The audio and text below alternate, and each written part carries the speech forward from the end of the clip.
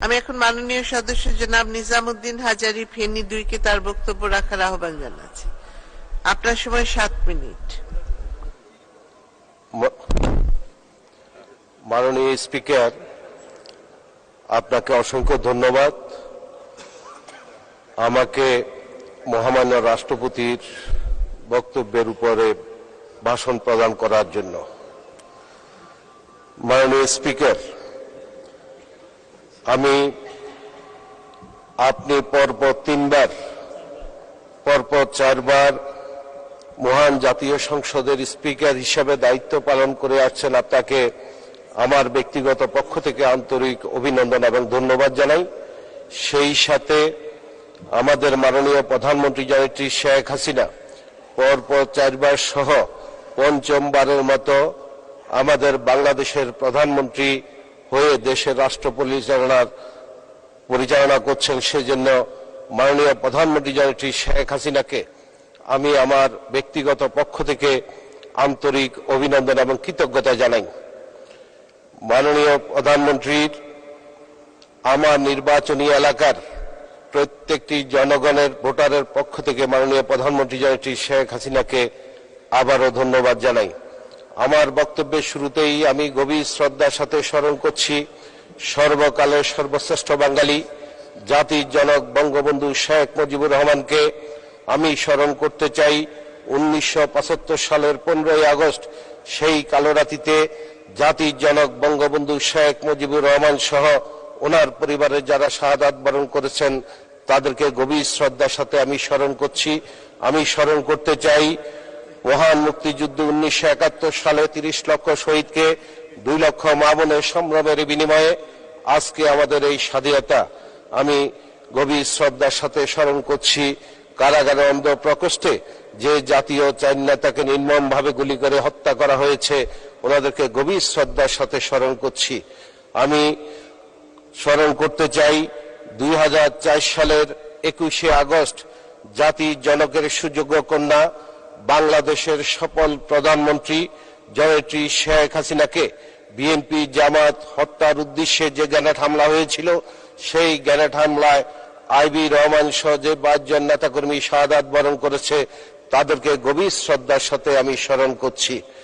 আমি মহামান্য রাষ্ট্রপতির বক্তব্যের যে ভাষণ প্রদান করেছে সেইখানে সম্পর্কে আমি 2-1টি কথা বলতে চাই। আপনারা জানেন মাননীয় প্রধানমন্ত্রী জননেত্রী শেখ হাসিনার বলিষ্ঠ নেতৃত্বের কারণে আজকে দেশ এগিয়ে যাচ্ছে এবং এগিয়ে যাবে।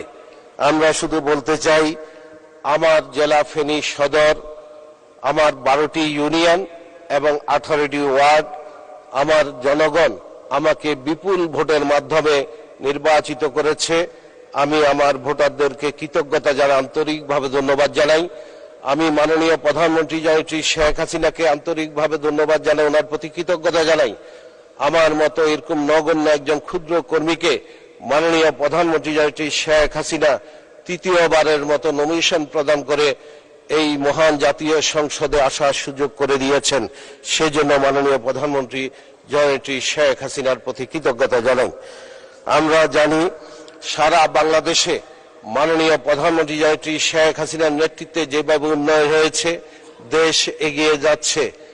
আমরা মাননীয় প্রধানমন্ত্রী জননেত্রী শেখ হাসিনার সারথি হতে চাই। আমরা জানি সারা বাংলাদেশে যেভাবে উন্নয়ন হয়েছে, আমার ফেনী জেলা ছোট্ট জেলা, সেইখানে আমাদের বেগম খালেদা জিয়া জেলা হওয়া সত্ত্বেও মাননীয় প্রধানমন্ত্রী সারা বাংলাদেশে যেভাবে উন্নয়ন করেছে ফেনীকে বঞ্চিত করে নাই। ফেনীতেও মাননীয় প্রধানমন্ত্রী জননেত্রী শেখ হাসিনার নেতৃত্বে হাজার হাজার কোটি টাকার উন্নয়ন হয়েছে। আমরা সন্ত্রাস কবলিত জেলা ছিল এক সময়, কিন্তু মাননীয় প্রধানমন্ত্রী জননেত্রী শেখ হাসিনার বলিষ্ঠ নেতৃত্বের কারণে ফেনী এখন শান্তির জেলা হিসাবে সারা বাংলাদেশে সুপ্রতিষ্ঠিত হয়েছে। ফেনীর জনগণ মাননীয় প্রধানমন্ত্রী জননেত্রী শেখ হাসিনাকে ভালোবাসে এবং মাননীয় প্রধানমন্ত্রী জননেত্রী শেখ হাসিনা ফেনীর মানুষকে ভালোবাসে।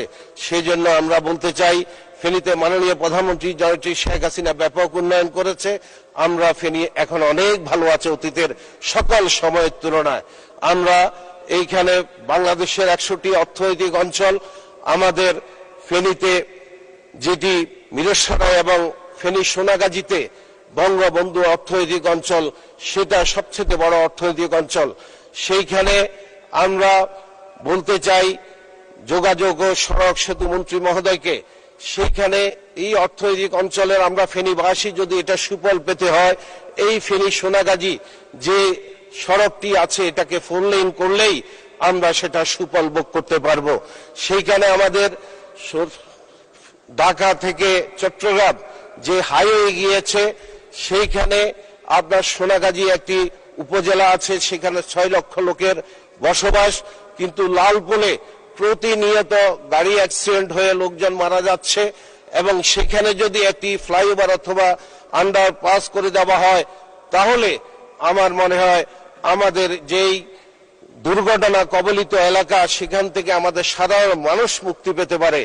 আমাদের শত বছরের ঐতিহ্যবাহী ফেনী সরকারি কলেজ, সেই কলেজে 26,000 ছাত্রছাত্রী লেখাপড়া করে।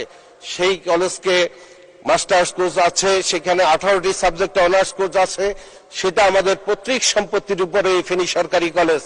সেই কলেজকে বিশ্ববিদ্যালয় কলেজ হিসেবে উন্নতি করার জন্য আমি মাননীয় প্রধানমন্ত্রী জননেত্রী শেখ হাসিনার কাছে বিনয়ের সাথে অনুরোধ করতে চাই, মাননীয় স্পিকার আপনার মাধ্যমে।